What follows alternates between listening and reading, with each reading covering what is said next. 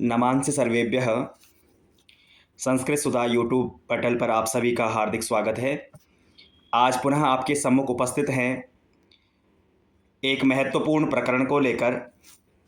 अधिकांशतः छात्रों आपके प्रश्न पत्रों में एक प्रश्न पूछा जाता है, पदानां मेलनं कृत्वा वाक्य रचनां कुरुतः। अर्थात पदों का मिलान करके आपको वाक्य रचना करनी होती है। सामान्यतः प्रश्न संख्या 3 या 4 में ये पूछा जाता है चित्र वर्णन के बाद, जिसमें आपके सम्मुख कुछ शब्द दिए होंगे। उन शब्दों में कर्ता दिया होगा, कर्म होगा और क्रिया होगी। कर्ता, कर्म और क्रिया।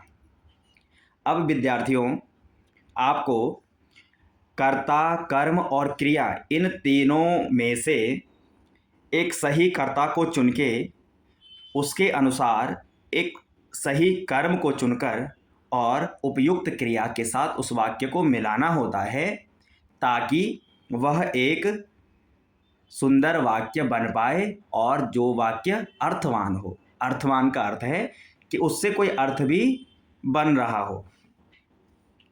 तो आइए चलते हैं, इस प्रश्न को कैसे सरलता से हल करना है देखते हैं।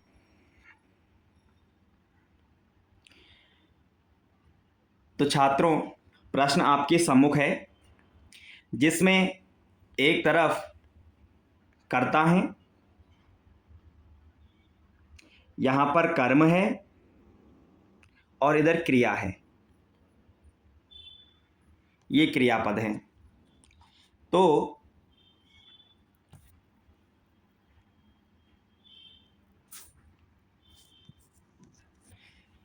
कर्ता, कर्म और क्रिया हमारे सम्मुख प्राप्त होने के बाद एक बार हम पहले इन समस्त कर्ता पदों को पढ़ लेते हैं। पहले वानरः, नर्तकः, बालकाः, सीता, शौचिकौ। कर्म में हैं फलम, नृत्यम, गीतम, वस्त्रम, भोजनम। आगे करोति, खादति, खादन्ति, गायति, सीव्यतः। प्रिय विद्यार्थियों, सर्वप्रथम एक बार मैं आपको इन शब्दों का अर्थ बता देता हूँ। वानरः अर्थात बंदर, नर्तकः अर्थात नाचने वाला, नृत्य करने वाला। बालकाः बहुत से बालक, बहुवचन का शब्द है। सीता नाम है, एक वचन का है। और शौचिकौ अर्थात दर्जी, जो वस्त्र सिलने वाला है और द्विवचनांत है। शौचिकौ। इधर कर्म में फलम यानी फल को, नृत्यम नृत्य को, गीतम गीत को, वस्त्रम वस्त्र को, भोजनम अर्थात भोजन को, और क्रियाओं में देखेंगे करोति करता है, खादति खाता है, खादन्ति खाते हैं बहुवचन, गायति गाता है एक वचन, और सीव्यतः सिलते हैं द्विवचन की क्रिया है। तो छात्रों, हमने प्रश्न में दिए कर्ता शब्द भी देखे, कर्म देखे और क्रियाएं देखी, इनके अर्थ भी जान लिए। अब आपको सबसे पहले क्या करना है, जो पहला कर्ता है उसको देखिए। पहला कर्ता है वानरः। वानरः अर्थात बंदर। अब यह जो कर्ता है यह किस वचन का है?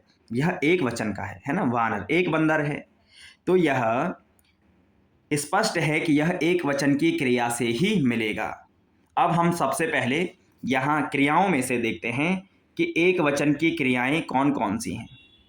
जैसे करोति एक वचन की है, खादति एक वचन की है, खादन्ति बहुवचन की है, गायति एक वचन की है, सीव्यतः द्विवचन की है। तो पहले ही यह स्पष्ट हो गया कि द्विवचन की और बहुवचन की क्रियाएं तो यहाँ पर नहीं मिलेगी, केवल एक वचन की क्रिया। तो गायति, खादति और करोति 3 क्रियाएं इससे मिल सकती हैं। तो छात्रों अब आपको यह ध्यान देना है, अधिकांशतः छात्र क्या करते हैं कि ऐसा वाक्य बना देंगे जिसका कुछ अर्थ होता ही नहीं। जैसे मैंने वाक्य बनाया कि व्यक्ति आग से सींचता है। अरे भाई, आग में सींचने की सामर्थ्य है ही नहीं, तो वो वाक्य सार्थक होगा ही नहीं। ठीक है, तो आपको एक सार्थक वाक्य बनाना है जो अर्थवान हो। तो वानर में क्या योग्यता है? गायति होगा नहीं, नहीं होगा। खादति और करोति हो सकता है। तो अधिकांशतः अब यहाँ कर्म पे हम आएंगे। तो जब खादति और करोति रहा तो वानर के साथ हम फल का मिलान एक बार कर सकते हैं कि वानरः वानरः फलम खादति। जो बंदर है वो फल को खाता है। यह सही वाक्य बन गया। इसी प्रकार से जब हम दूसरे वाक्य की ओर चलेंगे, नर्तकः, अर्थात जो नर्तक है, नाचने वाला है, वो क्या? अब एक वचन का करता है, तो इन क्रियाओं में से उसके उपयुक्त एक क्रिया देखते हैं। इधर क्रियाएं क्या हैं? करोति, खादति, खादन्ति, गायति, सीव्यतः। तो क्रियाओं को पढ़ने से ही पता चला कि इसमें जो एक वचन की क्रियाएं थी वो 3 थी, करोति है, खादति है और गायति है। तो खादन्ति होगा नहीं, सीव्यता होगा नहीं, खादति होगा नहीं, तीनों पहले ही चले गए। अब हमारे पास 2 क्रियाएं बची, करोति यानी करता है, सीव्यता यानी 2 सिलते हैं। तो नर्तकः क्या? नृत्यम करोति। जो नर्तक है वह नृत्य करता है। अर्थवान वाक्य बन गया। अब छात्रों, इसके बाद तीसरा जो करता है बालकाः। अब आप ये देखिए कि यहाँ पर जो बालकाः है वो बालक कितने हैं? बहुवचन का शब्द है ना। बालकः, बालकौ, बालकाः बहुवचन का शब्द है। तो बहुवचन के कर्ता के साथ में क्रिया भी कौन सी आएगी? बहुवचन की ही आएगी। अब आप इनमें से देखिए, ऊपर की 2 क्रियाएं तो आएंगी नहीं। अब जो बहुवचन की क्रिया है केवल यहाँ पर एक ही दिख रही है, खादन्ति। कौन सी दिख रही है? खादन्ति। बाकी एक वचन और द्विवचन की है। तो सीधा सा मिला लेंगे। अब खादन्ति का किस कर्म से संयोग होगा? भोजनम के साथ होगा ना। गीतम और वस्त्रम के साथ तो होगा नहीं, गीत को कोई खा नहीं सकता है, वस्त्र को खा नहीं सकता है। तो बालकाः भोजनम खादन्ति। ठीक है, बालक भोजन खाते हैं। बहुवचन के कर्ता के साथ बहुवचन की ही क्रिया हमने मिला ली। बालक भोजन खाते हैं। उसके बाद आगे आपके पास जो कर्ता है वह है सीता। सीता स्त्रीलिंग का शब्द है और एक वचन का शब्द है। तो आपको इसके साथ किस वचन की? एक वचन की ही क्रिया आपको ढूंढनी है। अब हमारे पास करोति तो रहा नहीं, खादति भी नहीं है, खादन्ति भी नहीं है, तीनों पहले ही मिल चुके हैं। अब केवल हमारे पास 2 क्रियाएं हैं, गायति और सीव्यति। यानी गाना, गाता है और सिलता है। तो सीता क्या कर सकती है?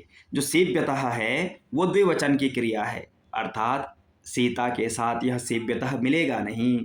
तो सीता गायति के साथ मिल सकता है। तो किसको गाएगी? 2 कर्म हैं, वस्त्र और गीत। तो वस्त्र को तो गा नहीं सकती है, तो सीता गीतम गायति। इस प्रकार से हम वाक्य बना देंगे कि सीता गीत को गाती है। अर्थवान वाक्य है। अब अंतिम जो रहा शौचिकौ। देखिए द्विवचनांत है, द्विवचन का है। शौचिकः, शौचिकौ। जैसे बालकः, बालकौ द्विवचन का है और यहाँ पर क्रिया भी सीव्यतः भी द्विवचन की है। पठति, पठतः। ऐसे ही सीव्यति, सीव्यतः। तो शौचिकौ वस्त्रम सीव्यतः। जो दर्जी हैं, 2 दर्जी हैं, वो वस्त्र को सिल रहे हैं। इस प्रकार से आपके सम्मुख यह वाक्य बन गए। विद्यार्थियों, इस प्रश्न को आप अत्यंत ही सरलता से कर सकते हैं। बस आपको कर्ता और क्रिया का ध्यान रखना होगा कि एक वचन के कर्ता के साथ आप सदैव एक वचन के कर्ता के साथ सदैव एक वचन की ही क्रिया मिलाई जाएगी और बहुवचन के कर्ता के साथ सदैव बहुवचन की ही क्रिया आएगी। यदि द्विवचन का कर्ता है तो द्विवचन की ही क्रिया आएगी। कर्ता को क्रिया से मिलान करने के बाद क्रिया के अनुसार आप उपयुक्त कर्म वहाँ पर चुन लेंगे। जैसे क्रिया यदि खाने से संबंधित है तो खाने की सामर्थ्य किस किस में है? भोजन में है, फल में है ना? इस प्रकार से यदि सिल रहा है तो सिलने की सामर्थ्य किस किस में हो सकती है? वस्त्र में हो सकती है, तभी वाक्य बनेगा, है ना? इस प्रकार से पढ़ रहा है तो क्या पढ़ेगा? पुस्तक पढ़ सकता है, पत्र पढ़ सकता है। ऐसा नहीं कि आपने मिला लिया कि बालक पंखा पढ़ता है, नहीं। इस प्रकार के वाक्य आपको नहीं बनाने हैं। वह मैंने आपसे कहा कि वह वाक्य सार्थक होना चाहिए। सार्थक का अर्थ है कि अर्थ सहित होना चाहिए। यदि उस वाक्य का कोई अर्थ नहीं है तो वह वाक्य नहीं माना जाएगा, वह वाक्य आपका गलत हो जाएगा। इसलिए अर्थवान वाक्य बनाना है और उचित कर्ता को उचित क्रिया के साथ में मिला करके। तो दर्शकों, इस प्रकार से आप इस प्रश्न संख्या 3 को उचित मिलान वाला जो है उसको करेंगे और इसी प्रकार से संस्कृत के अन्य विषय वस्तु प्रकरणों को देखने के लिए आप संस्कृत सुधा यूट्यूब चैनल को सब्सक्राइब करें, शेयर करें। धन्यवाद।